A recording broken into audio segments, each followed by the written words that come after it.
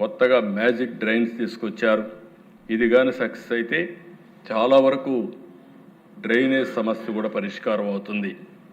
ఇంకొక పక్కన దిశ మీరు చూస్తే 15వ ఆర్థిక సంఘం నిధులతో పాటు స్థానిక సంస్థల నిధులతో బస్ షెల్టర్లు, రచ్చబండ్లు ఇలాంటివన్నీ 15,000 పనిలో ఉన్నాయి. ఇలాంటివి వేరియస్ కార్యక్రమాలు మొన్న కూడా డబ్బులు లేవన్నా పట్టుబడితే 4,000 కోట్ల రూపాయలు రోడ్ల కోసం శాంక్షన్ చేశాం. డోలీ మూతలు పోవాలి అనేది డిప్యూటీ సీఎం గారు అందరి సంకల్పం. తప్పకుండా దాన్ని కూడా తొందరలోనే సాధించే దిశగా ముందుకు పోతున్నామని కూడా నేను మీకు తెలియజేస్తున్నాను. ఇంకొక పక్కన దగ్గర మీరు చూసినప్పుడు నరేగా కింద 54,94,000 కుటుంబాలకు 90 లక్షల మందికి 42 కోట్ల మందికి ఉపాధి కల్పించారు. అది కూడా ఒక హిస్టరీ.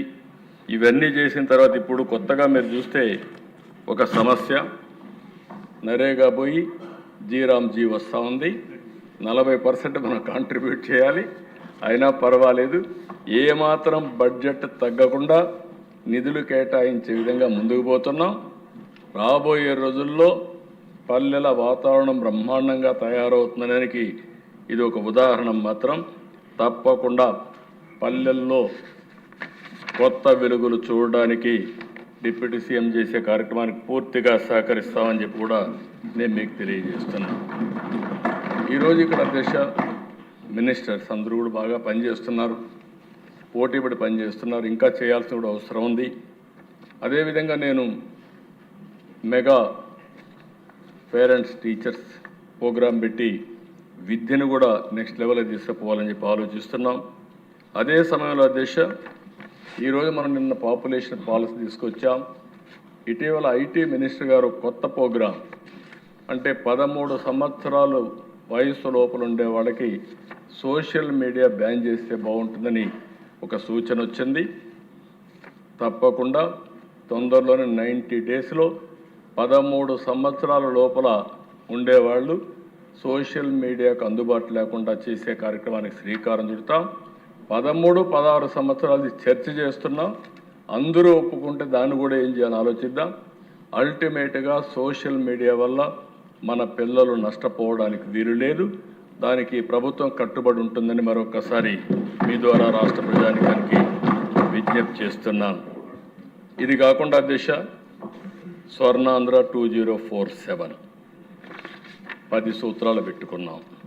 దాని ఫలితాలు ఇప్పుడే చెప్పాను. Short term, medium term, long term లక్ష్యాలతో యాక్షన్ ప్లాన్ తయారు చేశాం. 3 రీజన్లుగా అభివృద్ధి ప్రణాళికలు తయారు చేసుకుంటున్నాం. అభివృద్ధి వికేంద్రీకరణ జరగాలి. మన రాజధాని అమరావతి, ఏకైక రాజధాని అమరావతి. తప్పకుండా కర్నూలుకి హైకోర్టు బెంచ్ సాధిస్తామని మరొకసారి ఈ సభలో విజ్ఞప్తి చేస్తున్నా. ఆ దిశగా ముందుకు పోతున్నాం. తొందరలో దాన్ని సాధించాల్సిన అవసరం ఉంది, సాధిస్తాం. అదే సమయంలో సుప్రీంకోర్టు అనుమతితోనే, ఎందుకంటే మన దగ్గర ఉంటే ఎప్పుడో అయి ఉండేది. ఇది రాష్ట్ర హైకోర్టు ఒప్పుకోవాలి, సుప్రీంకోర్టు ఆమోదించాలి. దానికి కేంద్రం సహకరిస్తే ఆటోమేటిక్గా అవుతుంది. కేంద్రం సహకరిస్తున్నారు. కోర్టులో కూడా మనం వర్కౌట్ చేసుకొని అది పూర్తి చేయాల్సిన అవసరం మనం రికమెండ్ చేశాం. ఇంకొక పక్కన అభివృద్ధి వికేంద్రీకరణ ఈ ప్రభుత్వం యొక్క లక్ష్యం. అన్ని ప్రాంతాల అభివృద్ధి కావాలి. అందుకే ఈ అన్ని ప్రాంతాలను అభివృద్ధి చేస్తామని చెప్పి కూడా నేను మీకు తెలియజేసుకుంటున్నాను. ప్రతి ఒక్కరికి ఇల్లు, త్రాగునీరు, డ్రైనేజ్ వ్యవస్థ, టాయిలెట్, వంట గ్యాస్, ఇంటర్నెట్, సోలార్ ఇవన్నీ కూడా ఇస్తాం. ప్రతి ఒక్క ఇంట్లో ఒక ఆంటర్‌ప్రెన్యూర్ తయారు చేయాలని ఆలోచిస్తున్నాం. నేను మహిళలందరికీ విజ్ఞప్తి చేస్తున్నా. ఎల్లుండి మనం 8వ తారీఖున అంతర్జాతీయ మహిళా దినోత్సవం జరుపుకుంటున్నాం. ఈ సందర్భంగా పోయిన సంవత్సరం మనం 1,00,000 పారిశ్రామికవేత్తలుగా తయారు చేస్తున్నాం. ఈరోజు 1,00,000 పారిశ్రామికవేత్తల్ని మహిళా సంఘాలు, మెప్మా సంఘాలు తయారు చేశాం. రాబోయే ఇంటర్నేషనల్ మహిళా దినోత్సవంలో 5 లక్షల మంది ఎంఎస్ఎంఈలుగా పారిశ్రామికవేత్తలుగా తయారు చేసి సంకల్పం పెట్టుకుంటున్నాం. అది కూడా సాధిస్తామని చెప్పి నేను మీకు తెలియజేస్తున్నా. ఇంకో పక్కన ఈ ఉగాది కంటే ముందు 3 లక్షల గృహప్రవేశాలు చేస్తాం. దానికి కూడా శ్రీకారం చుట్టాం. ప్రతి ఒక్కరికి ఇల్లు ఇవ్వడం మన బాధ్యత. దానికి శ్రీకారం చుట్టాం. అది కూడా పూర్తి చేస్తాం. అల్టిమేట్గా దేశ నేను కొన్ని విషయాలు ఇక్కడుండే మనందరికీ కూడా చెప్పాల్సిన అవసరం ఉంది. మనం 2047 ఈ విజన్లో వెల్తీ, హెల్తీ, హ్యాపీ సొసైటీ, దీనికోసం మనం ముందుకు పోతున్నాం. ఒక మంచి సమాజ రూపకల్పన కోసం ముందుకు పోతున్నాం.